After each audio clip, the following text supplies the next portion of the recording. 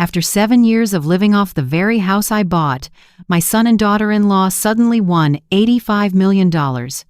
But instead of being grateful for the shelter I gave them, by noon that very day my daughter-in-law had cruelly thrown all my belongings out the window, china shattering across the street while she screamed, "We don't need to do charity for you anymore. Go die old in a nursing home." I stood in the yard, clothes dusty and rumpled, my heartbeat steady, and quietly said, "Did you read the name on the back of the ticket?" Her victorious smile froze for a split second, and soon that single question would make her glittering world collapse for good. If you're still listening, tell me where you're watching from. Every comment you leave is another mark in this journey. And if this story has touched you, don't forget to hit like so it can reach even further. I'm Lorraine Whitmore, 63, a widow for nearly a decade. Since Arthur passed, the 2-story house in the suburbs of Savannah, Georgia, became my only refuge, and then my son Mason's as well, along with his beautiful but overly sharp wife, Brielle. 7 years ago, when Mason lost his job and Brielle was pregnant, they knocked on my door in a fall storm, soaked and shivering. I opened the door, didn't ask much, and just said, "Come in, this house always has room for you." From then on, we lived together 3 generations, seemingly peaceful until that fateful morning.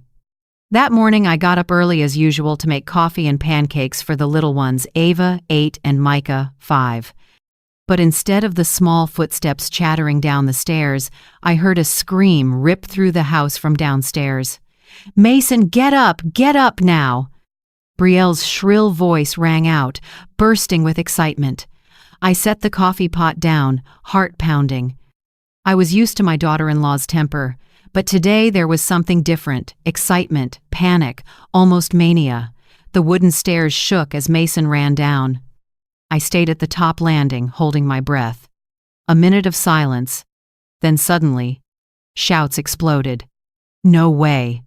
Oh my God, no way. We won, Mason. $85 million. $85 million. I looked down and saw Brielle clutching the lottery ticket, trembling with excitement. Mason hugged her, laughing and repeating, "I can't believe it. I can't believe it."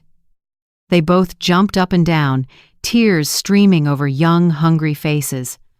And I, the one who bought that very ticket yesterday, with the numbers I've used for 20 years, each one a family birthday, stood frozen.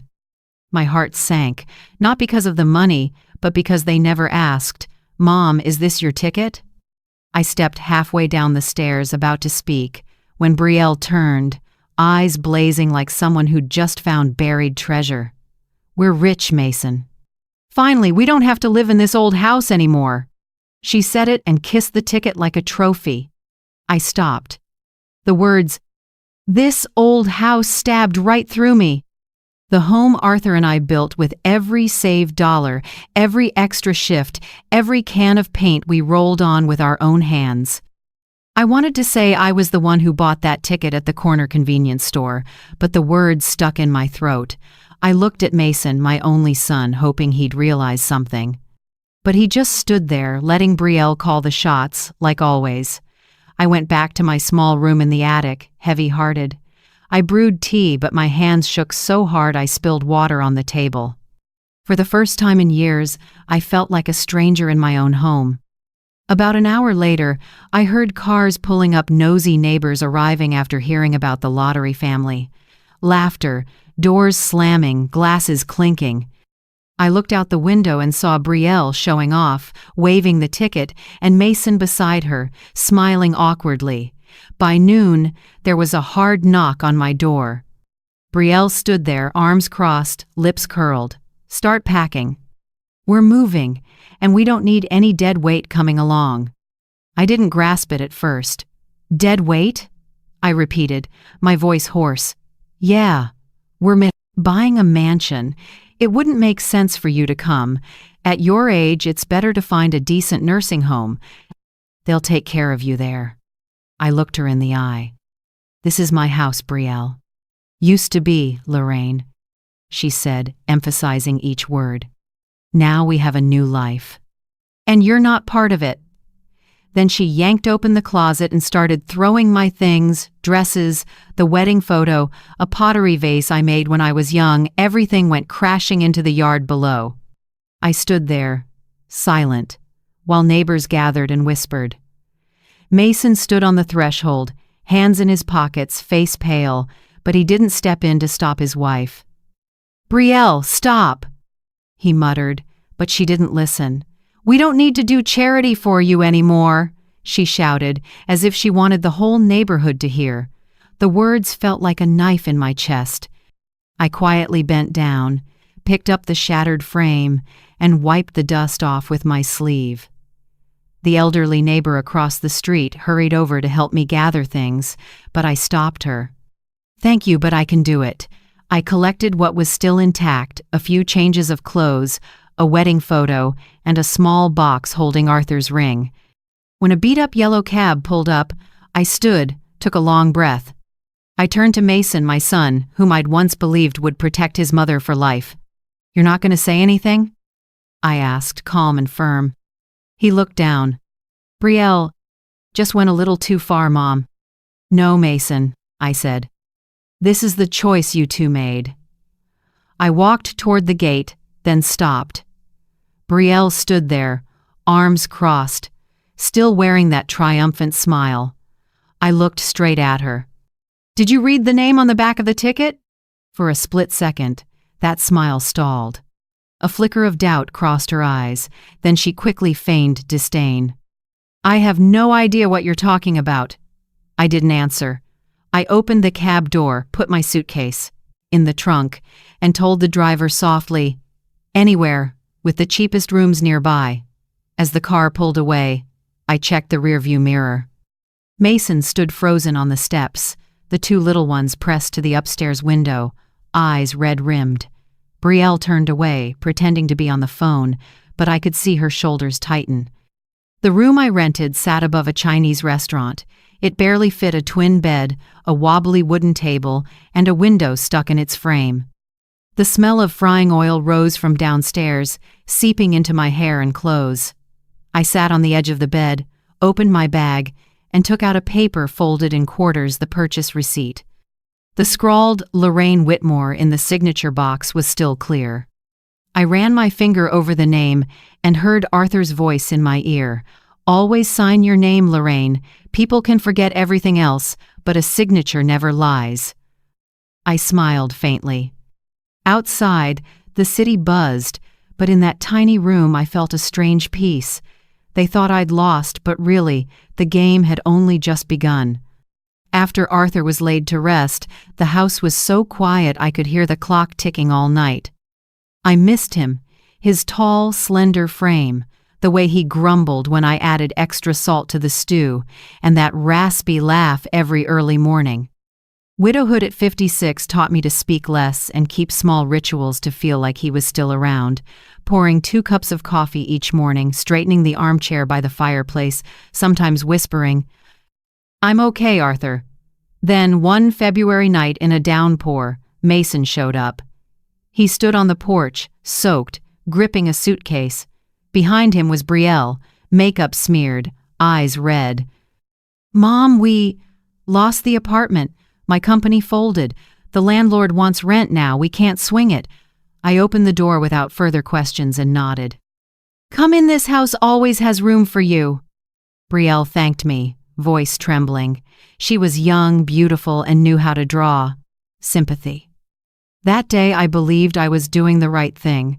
I couldn't have imagined that Mason's just a few months would stretch into 7 years, 7 years of being the help in the very house with my name on the deed. At first, things seemed fine. I gave them the big downstairs room, the one Arthur loved for its east-facing windows. "Morning sun is good for the baby," I said. Mason squeezed my hand and smiled. "Thanks, Mom. I'll pay you back soon." But soon never came. After Ava was born, then Micah 2 years later, Brielle didn't return to work. Mason bounced between jobs, some months bringing home nothing. I covered every utility bill, groceries, and the homeowner's insurance with my teacher's pension and what little savings of Arthur's remained. I didn't regret it. I believed family love balances itself, that when they got stable, they'd lift me up in return. I remembered Arthur's words before he died. "If you can, don't let our kid know hunger, Lorraine." So I did everything to keep the house warm. Mornings I woke at 5 a.m., made breakfast for everyone, packed Mason's lunch, and took Ava to preschool. Afternoons I did laundry, cooked dinner, and rocked Micah to sleep. Everything ran like a clock I wound with my own hands. Then one day Brielle said, "Mom, I need a quiet place to work. My old company's letting me do consulting from home. Maybe you could move up to the attic. I'll turn your room into a home office." I hesitated. The attic was a storage space, low-ceilinged and sweltering in summer, but she said it in that syrupy tone. "It's more private up there. You can rest without the kids making noise." I forced a smile. "If it's convenient for you, do it." I didn't know that decision pushed me to the top floor of my own house and pushed me out of the role of mother in my family. From then on, I officially became Miss Lorraine upstairs. Brielle reorganized the kitchen and labeled everything: top shelf for the kids, bottom shelf for Mason's snacks. That cabinet is where you can keep your tea. I didn't object, but I felt like a boarder. That winter, she started hosting adults-only dinners. I still cooked and set the table, but when dinner began, Brielle would smile and say, "Mom, I saved you a plate in the kitchen. We need to discuss work." I stepped out, closed the kitchen door, and ate alone under the yellow light. From the living room came laughter, clinking glasses, and Brielle talking like the lady of the house. I kept telling myself, "It's fine, they're young, they have their own lives. I just need to stay quiet." But silence, when long enough, becomes shackles. When Ava started talking, Brielle taught her to call me Miss Lorraine instead of Grandma. "Grandma sounds odd in the mouth, Mom," she said. "Miss Lorraine is younger and more polite." I laughed it off, but that night I cried in the bathroom. The next day I still made my granddaughter's milk as if nothing had happened. In the third year, Mason switched to part-time engineering. I asked about his pay. He avoided my eyes. "Enough to get by, Mom." I knew it wasn't true, but didn't press.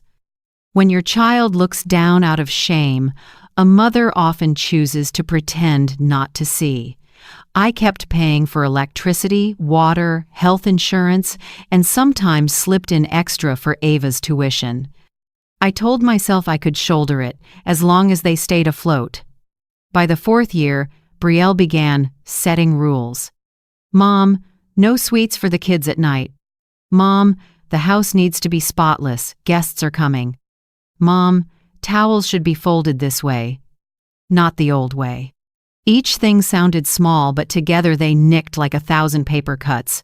I listened. I did. I swallowed it. Once, I made Arthur's favorite stew. The smell filled the kitchen. Mason breathed in deeply. "Man, it's been a while." Brielle frowned. "Red meat is full of cholesterol, Mason. You don't want to die young like your dad, do you?" The table fell silent. I looked down at my plate and murmured, "Your dad ate this up to 85 and was still healthy." She smirked. "Different times, Mom." After that dinner, I understood. In this house, I was no longer allowed to cook from memory. Mason wasn't heartless, just weak. When I said Brielle was going too far, he sighed. "She's under a lot of pressure, Mom.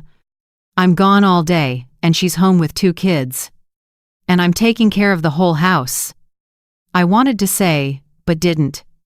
Sometimes I overheard Brielle on the phone with friends. "I'm living with my mother-in-law. It's so hard, she interferes in everything."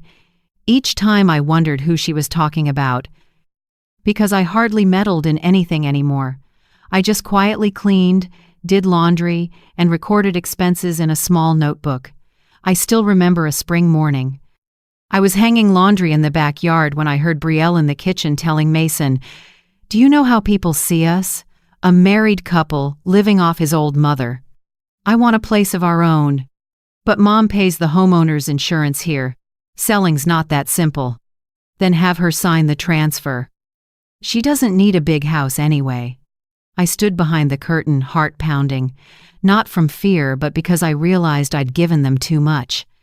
Piece by piece, until they believed everything they had was theirs by right. That summer, I started journaling. Every night, I opened an old leather notebook. The first line was always the same: day of patience. I didn't write much more, just small notes. Brielle nagged about towels. Mason forgot to pick up Ava. Micah was sick. I stayed up all night. Tiny, crooked lines like the trace of someone fading from her own life. Even so, one thing in me never went out: tenderness. I loved Mason, the boy who used to carry me, piggyback when my back hurt. I loved the two little ones, who laughed every time I baked cookies. I even loved Brielle, though she hurt me. Maybe because I believed people can change, that one day they'd understand I did everything out of love, but patience has limits. And what broke it wasn't a big fight, just a small thing so small that if I told it, people might think I was overreacting. Yet I remember that afternoon perfectly, sunlight slanting through the window, when Brielle said one sentence that completely shattered my endurance. Ava's 10th birthday came on a bright April day, the yard filled with azalea scent. I still remember her eyes when she pointed to the sign in the sporting goods store, a turquoise bicycle with a white wicker basket and shimmering streamers trailing in the wind. "Grandma, if I had that bike, I'd never be late for school again." She beamed. I smiled too, with a knot in my chest. I knew the price of that bike, $200, almost all of what was left of my pension after paying that month's bills. I hesitated many times, then still decided to buy it. I saved every spare coin, cut my spending for weeks, even gave up my favorite almond milk. She's only 10 once, I told myself. And sometimes one gift can make a childhood feel complete. 3 days before Ava's birthday, I quietly walked to the shop in town. The clerk, a curly-haired kid, helped me pick the exact turquoise bike she loved. I asked for silver wrapping paper with sunflowers printed on it, tied with a white bow. When the paper caught the sunlight, I smiled, picturing my granddaughter's shining face. I hid the bike in the garage and threw an old cloth over it. I couldn't sleep all night, replaying the moment Ava would see it. Arthur would have smiled if he were still here. He used to say, "Sometimes the smallest gift becomes the biggest memory." I wanted to give her a memory like that. On the morning of her birthday, I got up, earlier than usual. I made heart-shaped pancakes topped with strawberries and whipped cream. The kitchen smelled wonderful. I hung a few balloons by the window and set a vase of white roses in the center of the table. The house rarely felt that cheerful. I put on the old blue dress Arthur once complimented and felt a few years younger. Ava ran down the stairs, blonde pigtails bouncing, clapping and singing. "It's my birthday! Grandma, you remembered!" I opened my arms and hugged her. "Of course, sweetheart, I have a surprise for you." I hadn't finished the sentence when Brielle walked in wrinkled pajamas, hair pinned high. She looked around, frowning at the balloons and strawberries. "Mom, what is all this?" I said we didn't need to make a big deal. "It's just breakfast for Ava. It didn't cost much," I answered gently. She opened the fridge, poured a glass of orange juice, then turned back, voice syrupy. "You know, Mason and I already agreed this year we want to teach her about saving. No expensive gifts. We want her to understand the value of money." I looked at Ava and saw her smile dim. I tried to stay calm. "Don't worry, I only got a small present, nothing extravagant." Brielle raised an eyebrow. "Small, huh?" I smiled. "You'll see tonight." She stayed quiet, but her eyes were wary. I knew Brielle didn't like me doing anything that might make her look less in front of the kids. With her, everything I did had an angle. That afternoon, when Mason brought the kids home from school, I took out the garage key. "Ava, come here with Grandma," I called. She ran over, eyes lighting up as I pulled back the cloth to reveal the shimmering turquoise bike. "Oh my gosh, it's beautiful!"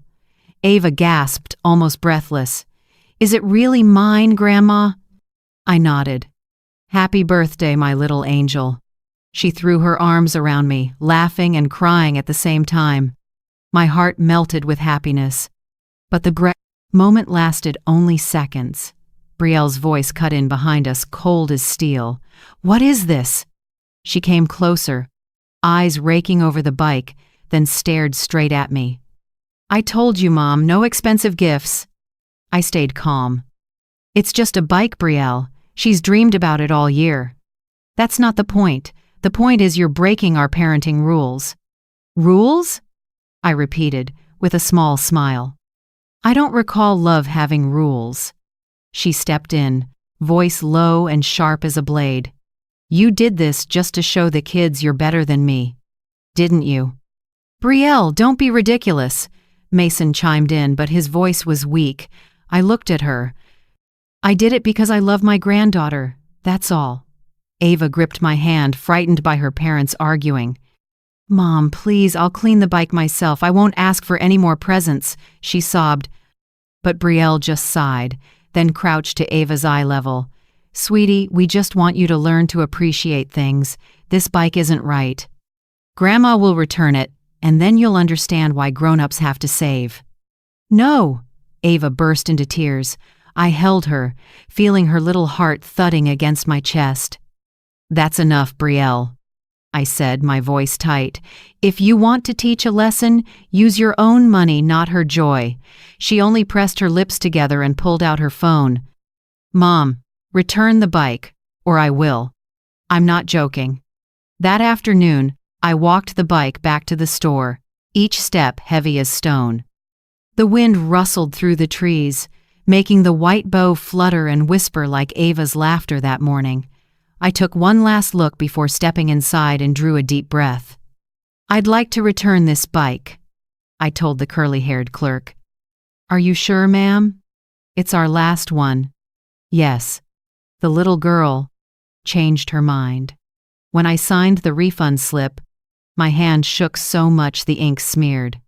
I folded the receipt and tucked it into my wallet. As I left, a light rain started. Cold drops hit my cheeks, mixing with the salty taste at the corner of my mouth. That night, the house was quiet. No cake, no candles, just the TV murmuring in the living room. I set out the small cake. I'd already bought a simple vanilla butter cake on the kitchen table and placed the card I'd written, Happy birthday, Ava, love you always. Grandma. Then I lit a tiny candle and watched it burn down, the flicker reflecting on Arthur's photo on the wall. Do you see this? I whispered. Our granddaughter isn't allowed to receive a bicycle because of a lesson on saving. I don't have enough say in my own house anymore. I stood, put on my coat, and stepped outside. The April night was colder than I expected. The corner store cast a dim yellow glow, the one where I usually bought milk. I had no plan, just knew I needed air. The shop was nearly empty. The owner, a familiar Italian gentleman, smiled. Cold night, Miss Lorraine. Still want coffee? I shook my head, then my eyes stopped at the lottery counter next to the register. A small sign read, Jackpot tomorrow night, $85 million. I gave a tired, wry smile. One ticket, please, with these numbers. I slowly read the familiar sequence. 10, 14, 21, 25, 30, 41, 47. Birthdays for Arthur, me, Mason, and the two kids. The numbers I'd played for 20 years, an old habit that never meant much. I pulled out a pen and signed the back. Lorraine Whitmore, Arthur's old rule, always sign and keep the receipt, Lorraine. People can argue plenty, but they can't fake a signature. I smiled at the owner, slid the ticket and receipt into my coat pocket. I could use a little luck tonight, he replied. Hope you get what you're wishing for. On the way home, I looked at the lit windows in the dark and wondered how many people inside were as tired as I was, still trying to believe in good, even when hurt by their own family. I wasn't hoping for wealth. I was asking for one simple thing, a way out. When I got home, I placed the ticket and receipt on the kitchen table, right where anyone could see, as if laying down a quiet prayer to the universe. Then I went up to the attic and listened to the rain tapping on the roof. The next morning, as the first light slipped through the window, I heard Brielle shriek downstairs, her voice high with excitement. "Mason, wake up, now! We won!" Rushed footsteps, then a burst of laughter, quick kisses, a chair scraping. 85 million! Oh my God, we won 85 million! I sat up, heart pounding. I didn't need to look to know which ticket they were holding. I stepped onto the stairs and looked down at a scene both familiar and strange. Brielle clinging to Mason, tears of joy, the ticket held high, the ticket I had bought. I can't believe it. Who'd have thought just picked it up off the table and our lives changed? Brielle yelled, buzzing with excitement. Maybe someone forgot it, but it's ours now. Mason laughed, hugging her tight. I stood still on the staircase. What started with a returned bicycle was turning into a storm I'd never imagined. I said nothing. I just watched the two people I'd supported for 7 years dancing around my kitchen as if fate had handed them a reward. I closed my eyes and told myself, "Stay quiet, Lorraine. Let them think they've won." I wanted to see how far their greed would take them and whether on that road they'd have enough conscience to realize the ticket was never theirs. 3 days after they won, the phone in my rented room rang off the hook at 7 a.m. I didn't pick up in time before it rang again urgent, as if someone were racing the clock. "This is Grant Holloway, counsel for the Georgia State Lottery Commission," a calm baritone said. You need to verify a few details about the lottery ticket registered to Lorraine Whitmore. Is now a good time?" I paused, heart quickening. "Yes, I'm the one who bought that ticket." Papers rustled on his end. "We've matched the signature, serial number, and our system records. The ticket was registered under the name Lorraine Whitmore, former Savannah address, correct?" "Correct. Then congratulations, you're the grand prize winner. $85 million. I was quiet for a few seconds. Not because I was surprised, but because a strange feeling rose in me, not exactly joy, not shock, more like when a storm you saw from miles away finally arrives. "Mr. Holloway continued, his tone turning serious, "But I need you to be aware third parties have contacted the commission claiming to be the real owner of the ticket. A woman named Brielle Carter Whitmore." I closed my eyes and smiled. "I'm guessing she didn't forget the hyphenated last name?" "Not at all," he said, a bit surprised at my composure. "She claims the ticket was bought with marital funds and that you, pardon my bluntness, are no longer competent to manage assets." I let out a small laugh, steady. "They haven't changed. When they can't take something, they try to convince others I'm not smart enough to keep it." I heard typing on his end. "Could you confirm a few items so we can protect your legal rights? The back signature, your ID number, and proof of purchase time?"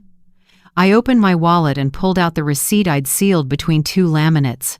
"I have the receipt. Benny's Corner Mart. Purchase time, 7:43 p.m., Friday, April 12th. The serial number matches the ticket.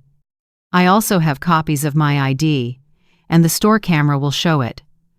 I spoke clearly, without a hint of hesitation. On the other end, Holloway's voice dropped, impressed. "Excellent. That's sufficient to affirm you as the lawful owner. However, I should warn you, these folks seem ready to cause trouble. They may push rumors that you're confused or even forge medical records." I sighed, but didn't waver. "Don't worry. I'm used to their labeling games. In my life, I've had many tags: weak, stubborn, old-fashioned. One more won't matter." A beat of silence, then he said slowly, "You're the calmest person I've ever told they've won $85 million. I gave a small smile. "Because to me, the real prize isn't the money, it's the truth." Before ending the call, he reminded me, "The claim window is 10 days from today. If you need it, we can arrange security or independent financial advisors." I thanked him, then said, "I'll make arrangements. But give me a few days, I want to see how far their performance goes. After the call, I sat still for a long time. Morning light slipped through the small window and washed over the peeling gray wall. I felt caught between two worlds. On one side, the shabby room that smelled like fryer oil. On the other, the people who'd just declared themselves millionaires with my money. I pulled out my old notebook and wrote a few lines. Day 1 after the win. I'm still poor, but richer than they are in one way. I still have my self-respect. I closed the notebook and dialed Penelope Banks, my neighbor of 30 years. Penelope's the kind of woman everyone respects. Serious, fair, and allergic to show-offs. Lorraine, good Lord, where are you? The whole neighborhood's talking about your lottery win. I knocked a few times and only saw your daughter-in-law, she said. You went on vacation? I laughed. Yeah, I'm on vacation somewhere with no air conditioning, no people, and a smell of grease in my hair. What on earth? Pen, I need a favor. I kept it short. Watch the house for a few days. Note dates, plates, what cars show up. I want to see how fast they burn through cash. Penelope. I was quiet a few seconds, then asked softly, What are you going to do, Lorraine? I'm not going to do anything, I said lightly. I just want the truth to surface at the right time, in the right place. In the afternoon, I stopped by First Southern Bank and opened a small safe deposit box. The young teller asked, What will you be storing, ma'am? My future, I said, placing inside the original receipt a photocopy of the ticket and copies of my ID. I kept scans and a few photos on my phone. I've learned that sometimes justice needs to be kept in more than one drawer. As I left the bank, I caught my reflection in the glass, an older woman with silver hair, a gray cardigan, and an oddly steady gaze. Arthur used to tell me, You're gentle, but when pushed, you turn into ice. Today, I understood he was right. I walked back and stopped at a sidewalk cafe. It was small, with just a few people reading the paper.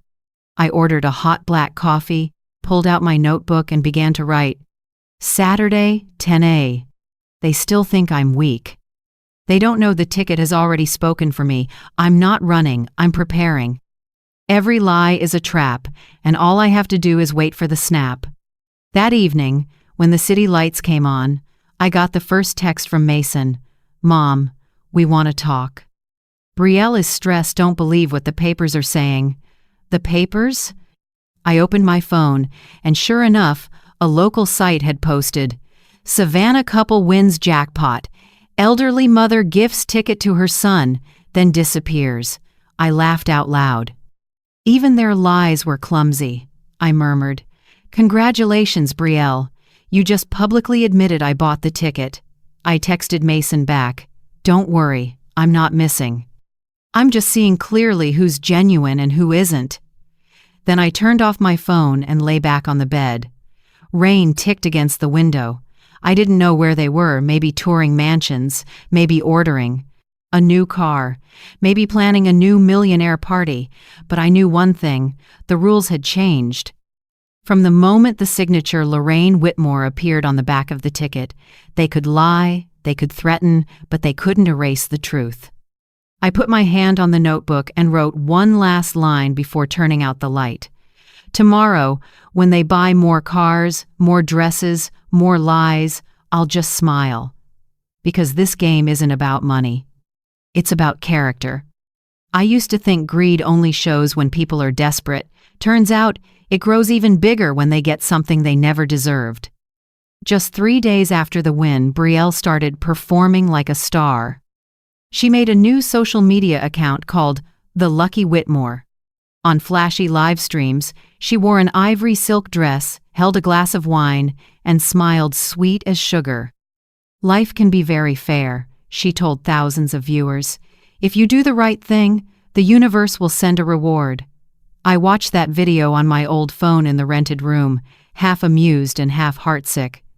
Because in that line about the universe rewarding people who do the right thing, Brielle was implying I was the opposite, an old, senile freeloader living off her kids. On her live stream, she said, "My mother-in-law once promised to gift the ticket to the family, and we didn't want to accept it, but she insisted." Every line was crafted to sound grateful while planting doubt. I read the comments below. "So lucky to have such a generous mother-in-law. She must really love her daughter-in-law." And one that stung my eyes. "Hope the old lady doesn't try to take back what she gave." They didn't know. They hadn't seen Brielle's real face. But they would. That morning, Penelope called. "Lorraine, you won't believe it. The whole neighborhood is buzzing about your house. Furniture trucks, flower deliveries, even a brand new SUV parked right out front. The dealer's sticker's still on." I chuckled. "I believe it, Pen. I even know the color black with a silver sheen. Sporty model, right?" She burst out laughing. "Exactly." "You're psychic. No need to guess, Pen. With Brielle, the bigger the better, as long as someone is watching." At noon, Penelope sent photos. Brielle posing at the front door, holding a bouquet of white roses, next to a sign that read, "The Whitmore Residence." Mason forced a smile beside her, while the two kids were dressed in matching white outfits more like ad models than children. White roses. Arthur used to say, "Nothing is emptier than a white rose beautiful, but no scent." I've never heard a truer line. That afternoon, my phone rang. It was Brielle. Her voice was candy sweet, nothing like the tone of someone who'd thrown me out of my own house. "Miss Lorraine, I just want a gentle chat." "We're family, right?" I stayed silent. "About the ticket," she went on. "There's probably a small mix-up. I just need you to sign a brief confirmation that it isn't yours. It's only to help the bank process things faster." I gave a small laugh. "Brielle, when did you read the name on the back of the ticket?" Lorraine's question may sound gentle, but it's stronger than any revenge. If you've ever been misunderstood or looked down on like she was, would you stay silent or speak up like that? Share how you feel below. Sometimes one honest comment is enough to give strength to someone going through the same thing. Dead silence on the other end. The pause stretched so long I could hear her breathing quicken. Then she changed the subject. "People online are saying you're not in a stable situation. I'm just worried someone might take advantage of you." I cut in. "Thanks for the concern. But the only person who's ever taken advantage of me is the one on this call." I hung up, and when I looked out the window, rain began to fall, each drop tapping the foggy glass like a signal that a storm was coming. The next night, an email came from Attorney Holloway. "Miss Lorraine, we just received a letter from the law office of Carter Whitmore Family Holdings. It alleges you lack the financial and mental capacity to manage assets and requests that financial guardianship be transferred to your son, Mason Whitmore." I wasn't surprised. I knew Brielle would play this card, attacking with the senile mother image she'd seeded in public. "Still," I asked, "what do you think, Holloway?" He gave a short, wry laugh. "I think it's a bad play. They don't understand the law. Your signature, the original receipt, the purchase data, they're all solid. If they push this, they'll cause trouble for themselves." "Then let them keep going," I said. "The farther they walk, the more footprints they leave." The next day, Penelope called again, voice lowered to a near whisper. "Lorraine, I've heard them arguing all afternoon." Mason yelled, "Stop it, this is my mother!" And Brielle screamed, "No way! If you don't take my side, you lose everything!" I closed my eyes. Mason's image flashed in my mind, the little boy who once pedaled his bike around the yard, who promised, "I'll protect you forever, Mom." Now he was stuck between his mother and a wife, draining his soul. I didn't blame him. I was just sad. Sometimes love can make people blind. I lit a small candle and placed it by Arthur's photo on the table. The light washed over his gentle, steady face, just like before. "Do you see this, Arthur?" I whispered. "I did what you asked. I'm not bowing my head anymore. I'll stand tall, even if I'm standing alone." I sat a long time watching the flame tremble. Every time a draft slipped through the doorframe, the flame wavered but didn't go out. In it, I saw myself maybe shaky, but still shining. I opened my notebook and wrote a new page. Already spent it, Mom. Deposits on 2 cars, down payment on a mansion on Tybee Island, signed a furniture contract, even paid for a Europe trip. All from a pending funds account. They said the money would arrive soon. I sat on the old plastic chair and listened, each word cutting like a blade. So, I asked quietly, you spent money you didn't have? Mason was silent. I thought he'd make excuses, but he didn't. Just a sigh and a faint rustle, like he was raking his hand through his hair. I closed my eyes. Mason, for 7 years, who paid the electric bill, the water, the insurance, the kids' schooling. No answer, I repeated, slower. Who, Mason? After a heavy few seconds, he said softly, you did. Right, I said. Me. The person you said was living off you. The one thrown out of her own house. The one labeled, not competent. And now you're calling to ask if the ticket is mine. Mason's voice shook. I didn't know Brielle would do that. She said, she thought you wouldn't take it back. I gave a small, bitter laugh. She doesn't understand me, Mason. I can forgive being poor. I can't forgive deception. I paused, then said slowly, you want to talk? Fine. Come to where I am. Today, 2 p.m. Mason was quiet. I heard an engine start on his end. Mom, I'll come. Good, I said, but bring the truth. No gifts, no excuses. Just the truth. After the call, I looked around my little room, not fancy, not tidy, but the only place still mine. The peeling wooden table, the old beige curtain, the slightly crooked plastic chair where I wrote every night. I wiped the dust off the chair, steadied its legs, then opened the window to let in the morning air with its mix of fryer oil and coffee from the restaurant downstairs. That smell used to bother me, but today it made me feel alive, like I'd stepped back into a real rhythm of living, no longer faking niceness to keep anyone happy. Before the meeting time, the phone rang again. It was Attorney Halloway. Miss Whitmore, he said, I've secured an identity verification and prize claim slot for you. 3 p.m. tomorrow at the main office. Please arrive 15 minutes early. I nodded, even though he couldn't see me. Thank you, Grant. This is almost over. Do you want us to alert the press? In cases like yours, the media is very interested, I answered. Not yet. I want a few people to know the truth before the world does. After the call, I brewed a pot of peppermint tea. The fresh scent filled the room, blending with the soft noon light. I sat at the table, opened my notebook, and wrote one more line. Monday, 6:45. My son asked, "Did you buy the ticket?" I answered, "Yes."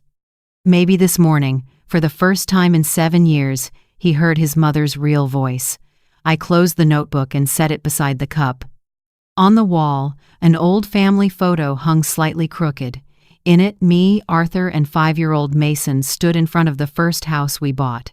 Sunlight lit our faces bright and peaceful. I touched the faded frame. "Arthur," I whispered, "if you were here, what would you do? Would you forgive him?" I answered myself in silence. "Maybe you would. I won't." I poured more water into the pot, and the steam fogged the window. Each bead on the glass reflected a memory. Mason's first day of school and the lunch I packed. Arthur laughing, saying the boy looked just like him. Then the funeral, the driving rain, and me standing alone as the casket was lowered. That day I promised to protect our son at all costs. But it turns out, sometimes protecting means letting him face his own mistakes. It wasn't even 2 o'clock yet, but I was ready. I set the table, arranged 2 cups of tea and a small plate of cookies. Nothing fancy, just my habit. Older folks like me tend to make things comfortable before serious conversations. I threw the window wide so the light would fall across the tablecloth and make the room feel less gloomy. Outside, traffic was picking up. I heard kids laughing on the street and an older lady greeting customers at the cafe across the way. Life went on as usual, while I was getting ready for the most important confrontation of my life, not in a courtroom, but with the son I brought into this world. I looked at the clock, 1:47. It wasn't time yet, but my heart was beating harder, not from fear but from keeping myself steady. I wanted Mason to see clearly. His mother is not the weak, confused woman Brielle painted me to be. I wanted every word I said to carry the weight of a truth they had tried to bury. A breeze moved through, carrying the scent of mint out to the porch. I sat down, placed my hand on my notebook, and told myself, if you choose conscience, I'll save you. If you choose silence, let the law do the rest. I turned the teacup slightly and watched the little circles ripple across the surface, each ring a symbol of 7 years of pressure, 7 years of endurance, 7 years of unconditional love. Now each ring was fading into the next, leaving the surface still like my heart before the storm. 1 more hour, and Mason would walk through that door. I told myself, this time, you won't only meet your mother.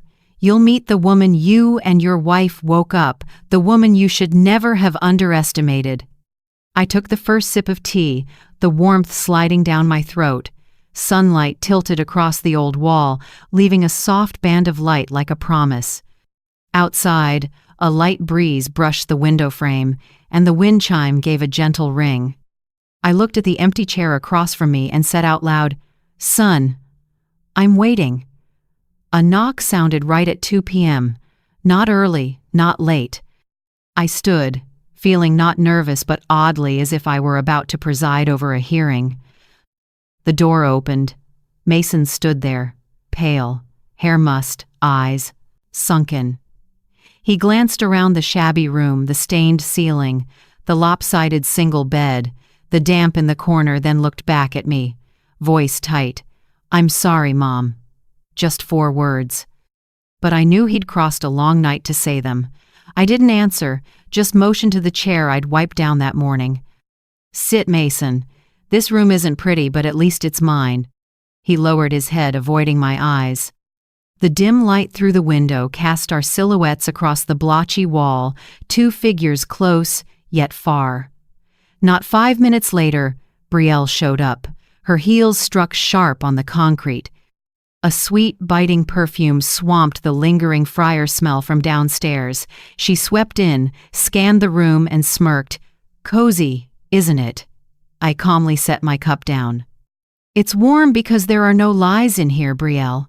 She shrugged, perched on the edge of the bed, and pulled out her phone like she was at some fancy meeting. Mason looked from her to me, awkward. I decided not to drag out the pretending. "I'll be brief," I said. "This morning, the lottery's attorney confirmed it. The name on the ticket is Lorraine Whitmore. The payout account is set. The money will hit within 24 hours. The room went still. Mason swallowed. After a few seconds, Brielle gave a thin laugh. "So you plan to keep it all?" I met her eyes. "I plan to keep what's mine." Mason lifted a hand. "Mom, I didn't come to fight. I just thought maybe we could make a deal. Like a family agreement so no one has to go to court." I smiled slightly, sorrow from 7 buried years behind it. "A deal? Mason, I've been making deals for 7 years. I dealt by staying silent when I was insulted. I dealt by paying the power bill when you were unemployed. I dealt by babysitting all day while your wife called me a freeloader. And the final deal, letting you throw my things out the window and saying nothing." Mason stared at his lap. Brielle sat straight, expression flat. She gave a light, scripted chuckle. "You misunderstand. I just think if we cooperate, everyone wins. We could buy a big house, you could live with us, have your own private suite, your own little kitchen, your own bath, every comfort." I lifted my head, voice cold as steel. "A private suite? In your estate?" "That's right," Brielle said quickly, thinking I'd softened. "Quiet, airy, private, just for you."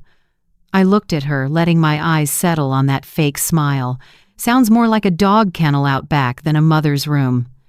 She froze, color draining. Mason started to speak, but I raised a hand. Before we talk cooperation, I need answers, short ones. I opened a drawer and took out a folded paper, the expense log I'd kept for 7 years. I laid it on the table. First question, I said, eyes on Brielle. Who threw my things out the window that morning? She rolled her eyes. I just lost my temper a little. So you admit it, I cut in. Second question, who called me a freeloader, a useless hanger-on? She gave a bitter smile. What do you want an apology? I want the truth, and if you need a refresher, Mason was standing right there. He can confirm. Mason drew a breath, voice shaking. Mom, yes, Brielle said it. I heard everything. Brielle snapped toward him, eyes blazing. What are you doing? I'm telling the truth, Mason said, and for the first time in years, there was a little courage in his tone. The tiny room felt tight as a wire. Brielle's hands were clenched white. I went on, quiet but clear. Thank you, Mason. You finally said what you should have said 7 years ago. I unfolded the paper and read, careful, line by line. Electric bill, $118 a month, 7 years. Water, about $42. Roof repair in 2018, $1,400. Ava and Micah's school costs, a total of $18,600. Groceries, medicine, household goods, can't even count. I folded the paper and set it down, all from my pension. I'm not saying this to collect, I'm reminding you these numbers are evidence of kindness, not obligation. With no way to dodge, Brielle started to fray. You think you're a saint? You give and now you're keeping score? If you don't sign a transfer, I'll sue you for asset fraud. Mason flinched. Brielle, stop. But I was already on my feet, calmer than even I expected. I pointed to the door, still slightly open. You're free to leave, Brielle. No threats, no theater. The court isn't far, life will teach you for me. She shot up, eyes burning. You'll regret this. I cut in. No, you will. When you learn money can't buy 1 second of peace, when the kids start asking why grandma isn't home anymore, when your husband stops bowing his head, then you'll know who's truly pitiable. Her mouth opened, but nothing came out. Her face went from red to white. Then, without a word, she turned, heels hammering the floor, and the door slammed like a gavel. Silence again, just me and Mason. He bowed his head low. Mom, I don't know what to say. I let it go too far. I looked at my son, his face gaunt, but for the first time in years, his eyes held a little honesty. Just remember, I said, low but gentle, every mistake has a price. The only price I want from you is the truth. He nodded, eyes wet. Can you forgive me? I sighed softly. Forgiveness isn't forgetting, Mason. It's remembering and choosing not to take revenge. I stood and set a hand on his shoulder. Now go, take care of the kids. Tomorrow I'll claim the money. After that, we'll talk again. If you still want a mother. Mason squeezed my hand, then left. When the door clicked shut, the room fell, quiet. I sat and looked at the 2 teacups, one still warm, one gone cold. I knew the line between us was like those 2 cups. Once the same fragrance, no longer the same moment. I lit another candle and wrote in my notebook, this afternoon the rented room became a courtroom. No judge, no jury, just conscience. That evening, Mason came back. Brielle wasn't with him. It was just him, wrinkled shirt, eyes red from no sleep. I was in the same spot, the little wooden table with 2 cups of tea, as if time hadn't moved since the stormy afternoon. He stood at the door, unsure where to begin. I motioned for him to sit and said softly, You don't need to explain anymore, Mason. I understand. Now I want to talk about the future and the conditions for it to exist. He nodded, hands clenched until the knuckles went white. I poured tea and slid the cup toward him. I will help you, I began, but not for you, for Ava and Micah. He looked up, hope and shame mixed in his eyes. I spoke slowly, each word clear. You put deposits on cars, a house, and silly luxuries I never needed. I can cover those, consider it protecting the kids from the financial chaos their parents created. Mason started to thank me, but I held up a hand. Don't thank me yet. I said I'd help, not forgive. Every bit of help comes with conditions, and you need to understand forgiveness is not a get-out-of-jail-free card. I met his eyes, my voice dropping. First condition. You end this toxic marriage. No half measures, no stalling. If you let Brielle drag you down, I'll pull all support. I won't bankroll anyone who chooses to live in the mud. Mason went still. I saw his shoulders tremble, but he didn't object. Second condition, I continued, you apologize publicly right on the front steps, in front of the neighbors who watched you let your wife humiliate me. Not to make me feel good, but to make you learn responsibility through action, not tears. I paused, took a sip, then said the last part the hardest for him. Third condition, you go to counseling for single fathers. Not because I think you're weak, but because you need to relearn how to be a dad. Ava and Micah deserve a decent example, not a husband who stays silent when their mother is insulted. The air felt thick. Mason didn't speak for a full minute. Then he exhaled, voice small, as if afraid to wake someone. What about Brielle? I looked toward the window, the streetlights reflected on the glass, throwing a cold gold into the room. She'll do what people like her always do, scream, blame, threaten, and I'll let her. But if she wants a fight, I'm ready. As if on cue, a hard, rapid knock hit the door. I didn't need to guess who it was. The door swung open and Brielle walked in, still beautiful but with clouded eyes. Arms folded, she let out a razor-edged laugh. Perfect. Mommy and son plotting again? Mason stood. Brielle, I told you to stay home. At home so you can let her brainwash you? She turned to me, a curled, contemptuous smile. What are you doing teaching him conscience? Or is this emotional blackmail? I stayed calm, letting none of her noise stir me. I'm setting the terms for forgiveness, Brielle. And you, sadly, aren't on the list. Oh, really? She arched a brow, voice sharper. You think you can control my husband forever? I'll take full custody and half the assets. I have legal rights and I know the law. I gave a small smile and answered evenly, no louder than conversation. Then sue, Brielle. But remember, don't use my money to hire your lawyer. Silence stretched. In her eyes, I caught a flicker of confusion, maybe the first time she'd met someone who wasn't afraid. Mason turned, put a hand on my shoulder, and said, voice rough, Mom, I choose you, and the kids. I didn't hug him or say more. I just nodded. Arthur's old words rang in my head. A man grows up when he faces consequences. Mason had stepped over that line, and I would let him walk it himself. Brielle looked at her husband, eyes rimmed red. You'll regret this. Mason didn't answer. His silence was the reply she refused to accept. She yanked the door, the metal clanging against the wall. I won't let this go. You'll lose everything. Her voice cracked, split between hate and fear. I just watched her go and said, my voice low, No, Brielle. You're the one who's losing because you've thrown away the one thing money can't buy. Respect, she snapped. We'll see you in court. I'm not afraid. I smiled, light as a breeze. Good, because this time, the court won't just ask who's right, it'll ask who forgot how to be human.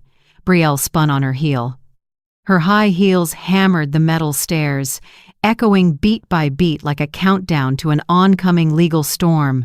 I sat still and listened until the sound faded, leaving only silence.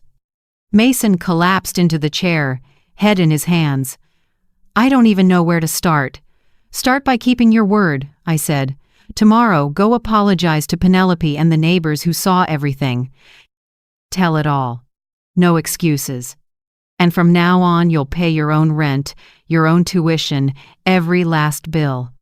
I can help, but I won't bankroll you anymore." He nodded. In those red-rimmed eyes, I saw a faint light, not the glow of someone forgiven, but of someone beginning to understand what starting over means. I stood and refilled his tea. "Drink it, so you remember the taste of truth. Bitter at first, clean after." Mason took a small sip and gave a tiny nod. "I understand, Mom." Softly I answered, "No, Mason, you're learning to understand." When he left, Savannah's night sank into a heavy mist. I stood at the window and watched his headlights disappear around the corner. On the table, my notebook lay open to a page half written. I picked up my pen and added, "Tonight, my son chose what's right over what's easy. Forgiveness comes with terms because love isn't a servant. The clack of a liar's heels travels far, but in the end, silence wins." I set the pen down and blew out the candle. In the dark, only the streetlight framed the window and threw back my face, tired, but at peace. Tomorrow, the legal fight would begin. But this time, I wouldn't be alone. The next afternoon, the sun finally broke through Savannah after days of gloom. Light glittered off rain-wet leaves like tinsel. I put on a beige cardigan and picked up my small bag. Inside were the folded lottery ticket, the receipt copy, and my ID, everything I'd prepared the night before. Attorney Grant Holloway arrived right on time. He opened the car door, as courteous as ever. "Ready, Lorraine?" I smiled. "I've been ready for 7 years, Grant. Today I'm just reclaiming what's fair." We reached the Georgia Lottery office at 3:15 p.m. The headquarters stood in a sleek glass building, sky blue reflections running across it. As we walked through the entrance, the soft click of the automatic door sounded ordinary, but to me, it was a lock opening on a brand new chapter. Inside, a staffer led us to a verification room. A middle-aged woman in a gray suit came out to greet us, introducing herself as the Special Prize Records Manager. "Are you the owner of the winning ticket number 78 amperes 4539? "Yes," I said, taking the ticket from its plastic sleeve and laying it gently on the table. Gloved, she inspected it under a special light, matched the signature and serial number, then pulled up security footage from Benny's Corner Mart, the store where I'd bought the ticket on Ava's birthday. The screen showed a silver-haired woman in a brown coat signing the back of the ticket. No zoom needed, I knew it was me. Holloway nodded at me. The staffer said, "The signature is a complete match. The ticket is valid. We'll seal and process the payout today." I exhaled, not in relief, but release. After verification, they presented payout options. I studied the list and said clearly, "I'd like an initial portion now, enough to cover immediate needs. The remainder goes into a trust named the Arthur and Lorraine Whitmore Trust." The staffer looked a bit surprised. "You want to set up a trust right now?" "Yes. I lost an honest husband and gave my life to our family. This trust is how I keep the cleanest part of that life intact." Holloway smiled. "I'll finalize the trust paperwork today. It'll be a private trust, no public names, no media access." I nodded. "Exactly. I've had enough noise. I want quiet, not spotlights." When everything was done, Holloway set the packet on the table. "Do you want me to submit Miss Penelope Banks's statement as well? I've got her handwritten account detailing how Brielle and Mason started spending before any funds actually arrived." I gave a small smile. "Yes. Not just for me, but for the truth. I want the record to show that kindness isn't stupidity." Holloway filed the full-set statement, receipts, video proof, and bank confirmations. The manager reviewed, signed, and sealed. "Congratulations, Miss Whitmore," she said warmly. "One last step. The first transfer will be made within 48 hours. The trust will go active upon approval." I held the receipt and read the printed line, "Recipient, Lorraine Whitmore." One sheet, 12 letters, but proof of honor for a woman once called a freeloader. On the drive back, Holloway asked, "Any plans for the first disbursement?" "I want to open a separate education trust for the kids, Ava and Micah." "Good," he said. "I can help you set binding terms." "I only have one requirement," I said. "They can access it at 18 with proof of schooling. No one Mason included withdraws early. No adult touches. That money, not even me." Holloway studied me for a moment, then nodded. "You know, Lorraine, very few big winners think that far ahead. Most only think about spending." I smiled. "I've lived long enough to know money only matters when it stays where it should." That evening, I signed a lease for a small house near Seabrook Bay. It was quiet, with a front porch facing the water and a little garden. I put down a deposit to redo the kitchen and asked for a trellis of climbing roses, the kind Arthur once tended at the old place. The contractor asked, "What color?" "Velvety red, summer bloomers with a strong scent," I said. "I want to open the door each morning and remember him not with tears, but with fragrance." I paid, then left the rental office. Driving past the bay, the water caught the orange of the setting Sunday. For a moment I saw myself a woman once thrown out of her home walking down the road of her own freedom. Night fell. I went back to the old room to finish packing. My phone pinged an email from Brielle. Subject: Legal notice and health warning. I opened it. A long paragraph and an attachment, a medical report forged in my name, claiming I had significant memory impairment and lacked the capacity to manage finances. She still didn't understand the game was over. I forwarded it to Holloway. In under 5 minutes, he called. "Lorraine, she's just made a serious mistake. That's defamation with fabricated documents. I'll send a formal cease and desist and put her on notice if she continues. We'll sue under Section 16 of the Freedom of Information and Reputation Protection Act." Quietly, I said, "Grant, see? People only lie when they're afraid of the truth." He chuckled. "You're right, but now the law's on your side. Let me handle the rest." I nodded and closed my phone. A sea breeze slipped through the cracked window, salt soft. I sat on the bed, shoulders, finally, loosening after months clenched tight. I thought about tomorrow, the day I'd officially be the winner of $85 million, but that no longer moved me. What soothed me most was proving I'm not crazy, not weak, and don't need anyone to define my worth. I looked at Arthur's photo on the table, his eyes as kind and deep as ever. "See, love," I whispered. "I did it. I kept signing my own name just like you told me." I lay down and let the night wind play with the curtain. For the first time in years, I slept deep, no screaming, no slamming doors, no shattering things, only the far-off sound of waves and a peace like old arms around me. Tonight, I stopped running from fear because it turned into evidence of resolve. May brought Savannah's damp winds. Mornings draped the city in a thin, cold veil. On one such morning, I got the court notice. Brielle Carter Whitmore had officially filed suit. The cause, as stated, was seeking custody and determination of the legal guardian for minors Ava and Micah. The complaint was nearly 100 pages. She accused me of manipulating Mason with lottery winnings, psychologically influencing him to break up the family, and lacking the capacity to control a large asset, creating a risk of financial abuse. I read every line, half laughing, half sighing. She still wouldn't stop.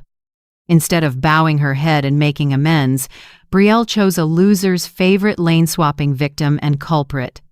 Holloway lifted the file and raised an eyebrow. "She's forgotten she's leaving a trail. This suit won't just fail, it'll expose her completely." I nodded. "I don't need a flashy win, Grant. I just want everything seen in the light." 2 weeks later, the first hearing opened. The judge was Meredith Shaw, a woman in her 50s with a sharp eye and an even voice. When I entered, she looked at me not with pity, but with the quiet respect reserved for someone who has endured too much. Brielle sat across the aisle in a pristine white dress, perfect hair, carefully done makeup, She held Mason's hand, but his eyes were cast down. I knew that grip wasn't love anymore, it was a shackle. Judge Shaw started with assessments of living conditions. The social worker reported, "Miss Whitmore's former rented room is recorded as neat and safe, though modest. The new Seabrook house has been inspected clean, comfortable, suitable for an older adult with space for children. Mr. Mason Whitmore's home is currently well maintained, with a stable plan for both children. By contrast, Miss Brielle Carter Whitmore's residence is under an unpaid mortgage and has a history of noise and disturbance complaints." Brielle tried to cut in, voice shooting high. "I only work from home, and he can't raise the kids alone." Judge Shaw raised a hand. "You'll have your turn." Next came the witnesses. Penelope Banks took the stand with a frayed little notebook. She recounted hearing Brielle insult me, the nights I quietly hauled trash, the bills I paid. When the judge asked why she remembered so clearly, Penelope said, "Because I watched a woman hold a family together with kindness and get pushed out the door by the same people." Then, 2 other neighbors spoke, followed by the corner store manager who confirmed I bought the ticket, signed it, and kept the receipt.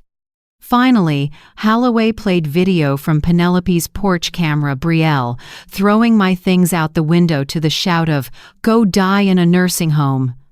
The courtroom went silent. Brielle bowed her head. Mason trembled, tears streaming. Judge Shaw tapped the gavel softly, voice steady. "Miss Carter Whitmore, the court has reviewed this. Verbal abuse, control, and defamation of an elder without physical violence still constitute serious psychological abuse." Brielle burst into tears. I was just stressed. Stress does not excuse humiliation," the judge said, firm. When it was Mason's turn, I didn't look at my son. I just listened. He laid out a plan for single fatherhood, Ava and Micah's school schedules, a detailed budget, proof he'd enrolled in parenting counseling. The judge asked, "Do you have the financial ability to care for both children?" Mason answered, "Yes, Your Honor, I'm back to full-time work. My mother set up an education trust for the kids, but she doesn't interfere in my personal life." That sentence made me relax my shoulders a little. After all these years, he finally knew how to say something honest without dodging it. When it was my turn, the judge asked, "Miss Lorraine, do you have anything to say about custody?" I stood, looked around the room, and said slowly, "I'm not here to win or lose. I just want my 2 grandkids to be safe and grow up in a home without fear. Whichever side can give them that, that's the side I'll support." The courtroom went silent. The judge nodded, her eyes softening. After 2 days of hearings, the ruling was announced. The court granted primary custody to Mason and gave Brielle supervised visitation. She was required to attend a 6-month counseling program on behavioral control and family communication. As for the suit over claiming the lottery prize, the judge dismissed it entirely and formally reprimanded Brielle for deliberate defamation and manipulation of medical information. Judge Shaw read the final lines of the decision, firm and clear. The court recognizes Miss Lorraine Whitmore as the legal owner of the winning ticket and as a victim of defamation. Truth does not need a defender, it only needs time. And time has done its work. Brielle bowed her head, gripping the chair, face white as paper. Mason said nothing. He just held my hand tight, the grip I'd waited 7 years to feel. When we stepped out of the courthouse, wind from Seabrook Bay blew hard, bringing the ocean's salt and a cool mist. My silver hair flew wild, but I didn't smooth it down. For the first time in my life, I let the wind do what it wanted as a sign of freedom. Holloway walked beside me, smiling. "You just won 2 cases at once, Lorraine. People are going to write about this." I smiled. "That's all right." I asked for anonymity. "I don't need anyone to know I won, I just need the kids to know truth won." Penelope came running from a distance and hugged me tight. "Told you, justice may arrive late, but it never loses its way." I laughed and looked out at the bay. "Thanks, Pen. I just want to go home and plant roses. The trellis is waiting. Mason stood next to me and said softly, Mom, I want to move to Seabrook, not into your house, but nearby. So Ava and Micah can run over to see you anytime. I nodded without saying more. A tear slipped from the corner of my eye, not from sadness but from release. That night, I sat on the porch of my new home, looking out at water gleaming in the moonlight. Waves tapped the shore in steady beats like my own heartbeat. No more anger, no more resentment. I opened my notebook and wrote the final lines for the longest day of my life. Today, the court didn't just rule on Brielle, it ruled on my 7 years of silence. The price of deceit is losing trust. The reward for resolve is peace. The bay wind ran through my hair, salty and light. I looked up and saw a single star break through the gray. Softly, as if to Arthur, I said, See? In the end, justice found its way home. I moved into the little house in Seabrook on a gentle morning in early June. The sea was pale blue, the waves calm, and the kitchen smelled faintly of cinnamon under fresh paint. I chose cream walls and set lavender pots by the window so every morning I could sip tea and watch silver waves hit the rocks. The house was small but enough for one person. A bright living room, a warm kitchen, a bedroom facing the bay. I rehung the old photos, Arthur's kind smile, little Mason with a kite, Ava and Micah in my lap when they were tiny. Each picture felt like a stitch pulling the torn pieces of memory back together. On the first day, Mason called. Mom, can I bring the kids over this weekend? I smiled. The door's always open, but bring your dad's chowder recipe. Saturday afternoon, with gold light pouring over the bay, Mason drove up. Ava and Micah leapt from the car, their laughter ringing across the yard. I don't know how long I'd been smiling, only that a simple, complete feeling filled me. Family, without the heaviness. Mason rolled up his sleeves in the kitchen. I watched him clumsily chop onions and taste the soup, and I thought of Arthur, so patient, teaching his son every step. Mom, I don't remember the exact amounts of milk and cream, Mason said, sweat beading on his forehead. I answered, Arthur never measured. He cooked by feel and by love. We made the first chowder in the new kitchen. As the smell of corn, cream, and pepper drifted through the house, I realized some scents never die, they just sleep until your heart is ready to wake them. After dinner, I took Ava outside. She wore a pale blue dress, cheeks pink from the sundae. I opened a small box and brought out the turquoise bicycle, the dream left unfinished years ago. Ava squealed, Grandma, really? This is for me? I nodded, eyes stinging. Yes, for you. But there's a condition, you have to keep a promise. What promise?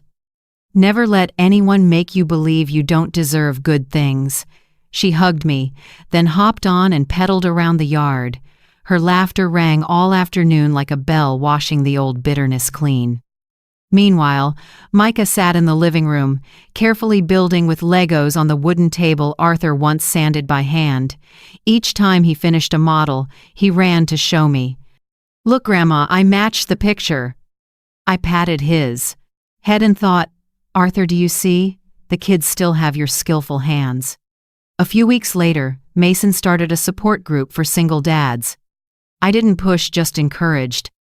Most evenings after, he'd share, They're teaching me how to set boundaries, how to say no without guilt, and how to say yes when it's about responsibility. I smiled. You're learning what your father taught his whole life. Being a good man doesn't require shouting, just knowing right from wrong. Mason changed slowly. The tightness left his face. When he came to pick up the kids, he'd say, Don't let Grandma lift heavy things, clean up after dinner. I didn't step into his personal life anymore. I loved my son, but I'd learned to love with limits. I also set clear financial boundaries. I said plainly, Any help from me, tuition, counseling, childcare needs receipts, a purpose, and a clear commitment. I won't use money to patch over mistakes anymore. Mason understood. He nodded without pride. At last he'd grown up. In the fall, I started a small project, Hands for Home, a program helping older adults who are exploited or abandoned by family find temporary housing. The idea came one night after reading a letter from a woman in another state whose son had taken her pension. I invited Penelope to join. She was so excited she showed up the next morning with a box of paint and brushes. "Where do we begin, Lorraine?" We repainted an old dining table she donated. The new coat covered the scratches, looking worn yet warm. I said, "This table will be the first place where anyone can sit and eat without being insulted." She laughed. "Sounds like our table, just a little bigger." When the paint dried, we centered it in the living room and set a velvet red rose arrangement, Arthur's favorite. That table later became our weekend gathering spot, where I heard my grandkids laugh, Mason talk, kitchen tricks, and Penelope chat about the neighbors. One evening, when the house was quiet, I sat to write. In front of me, a blank page. Beside me, the old fountain pen Arthur used for his first contract. I wrote a letter to myself. "Lorraine, forgiveness doesn't mean erasing. It means moving on without letting the past trip you. People can change, but not everyone deserves to come close again. Your son is learning to be a father. You are learning to be yourself again." I folded the letter and slipped it into a drawer addressed to the woman in the mirror who made it through the storm without breaking. Night fell, and sea air swept across the porch, carrying salt and roses. I went to the garden, cut a red bloom, and brought it inside. On the shelf, Arthur's photo still smiled the same. I set the rose before the frame and whispered, "I put myself first, Arthur, just like you told me, and I kept my word." I sat quietly, listening to the waves. Each one said what I needed to hear. Sometimes healing isn't going back. It's standing together with clear boundaries. I smiled and blew out the candle. The light faded, leaving only cinnamon in the air and the steady hush of the sea, the final lullaby for a woman who found peace, not in others, but in herself. That afternoon, a sudden downpour hammered the porch roof, knocking at memory like a steady drum. I was brewing mint tea when I heard a sound at the gate. Opening the door, I saw Brielle holding a frayed umbrella, eyes bruised with exhaustion, the confidence gone from her hollow face. "What do you need, Brielle?" I asked, calm. She hesitated, then said quietly, almost a whisper, "I need help." I invited her onto the porch but kept the door pulled to. Boundaries aren't just a latch, they're a choice. Rain ran off the roof and streaked the concrete. She sat on the wooden chair Penelope had painted, hands trembling in her lap. "Creditors are after me," she said finally. "I lost my job at the firm. I don't know where to start." I looked at her. The arrogance was gone. Just a woman depleted by her own choices. "You want a quick fix, don't you?" I asked. Brielle nodded, lips quivering. I answered slowly, "There are no shortcuts, Brielle, only responsibility and repair." She lowered her head, tears mixing with rain. "I was wrong. I lost everything. Mason, the kids, even myself." I said nothing, just poured her a hot cup of tea.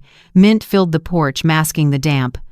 From a drawer, I took a small envelope. Inside were no bills, only a list of job centers and counseling groups for people with controlling behaviors. I slid it toward her. "These are contacts and addresses. They'll help if you truly want to start over." She held it and looked up. "Can I see the kids?" "The court was clear," I said. "If you complete the counseling sessions, you can have supervised visits. Mason won't block it, and neither will I." She nodded, eyes wet. "And one more thing," I added, gentle but firm. "I won't hand you cash, not a dollar. But if you need a hot meal or honest advice, this porch stays open as long as you walk in with honesty." Silence stretched, then Brielle choked out, "I'm sorry, Lorraine." I looked at her a long time. "I hear you, and I accept it in my own way." She left when the rain eased. Her small figure faded down the speckled road. I knew the loop of resentment had snapped, at least on my end. That night we ate clam chowder together. Mason shared about his support group and said he was helping another single dad find work. I smiled. You're learning to give without losing yourself. Ava ate while telling us how she fell off her bike, scraped her knee, but got up on her own. Grandma, I didn't cry. I remembered what you said. No one stays down if they know how to stand up. I ruffled her hair. Good job, Ava. Micah sat with hands folded, eyes closed. I pray my mom gets better soon. The room fell quiet. I heard wind slip through the window and smelled cinnamon steaming from the pot. After dinner, I stood on the porch, watching Seabrook Bay sink into dark red sunset. Ripples glinted like shards of glass, beautiful, and a reminder that anything once broken can shine again if the light comes from within. I thought of Arthur. If he were here, he'd probably smile and say, "See, Lorraine? In the end, we are our choices." And I had chosen self-respect, clarity, and love with boundaries. That night I wrote the last lines in my notebook. No one can start a new chapter by rereading the old one forever. Today, I close the book not to end it, but to begin again. I set down my pen and looked up at the ceiling. The rain had stopped. Far off, Mason's porch light still glowed warm, not bright, but steady. Ava and Micah were surely asleep, and Brielle somewhere might be learning how to be a decent mother again. I smiled and lit a small candle before Arthur's photo. "Love," I whispered. "I've gone farther than the pain, and I've come back to myself. Thank you for sitting beside me all the way to this moment. If you're still here, you've traveled with me through storms and the quiet places only the heart can hear. What city are you watching from? I'd love to know where this story has reached, and who's listening with me. If anything in this story touched you, self-respect, resilience, or simply love with limits, leave a comment and share your thoughts. And if you'd like to keep sitting with me in this kitchen where there's hot tea, clam chowder, and stories of healing, please subscribe and tap the little bell so you don't miss the next chapter. Your presence wherever you are warms this kitchen more than any flame ever could.